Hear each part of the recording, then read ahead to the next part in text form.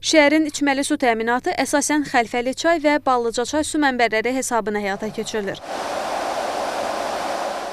İlk xlorlama həyata keçirildikdən sonra su duruducu filtrlərə daxil olur. Duruducu filtrdən suyun üst biyəfi götürüldükdən sonra su qum filtrlərinə ötürülür. Qum filtrindən keçən su çıxış xəttində xlorlanır və təmiz qarşımızda gördüyümüz 2000 kubluq su anbarlarına nəql olunur.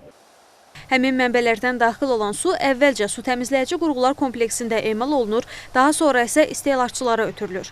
Müşfiq Adıgözəlov bildirib ki, mövcud su təmizləyici qurğunun gündəlik emal gücü 8000 kubmetr təşkil edir.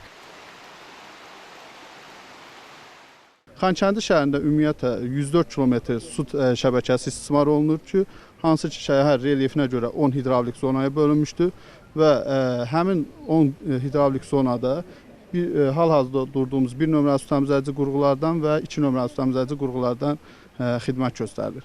Həmin anbarlardan şəhər 24 saat öz axımlı fasiləsiz olaraq su ilə təmin olunur. Məsul şəxsin sözlərinə görə görülən işlər nəticəsində şəhər sakinləri fasiləsiz və keyfiyyətli içməli su ilə təmin olunur. Bu isə Xankəndidə müasir kommunal infrastrukturun formalaşdırılması istiqamətində həyata keçirilən tədbirlərin mühüm tərkib hissəsidir. Ana Şuşalı Tərlan İbrahimova, Sura Bəşirova, NTV Xəbər.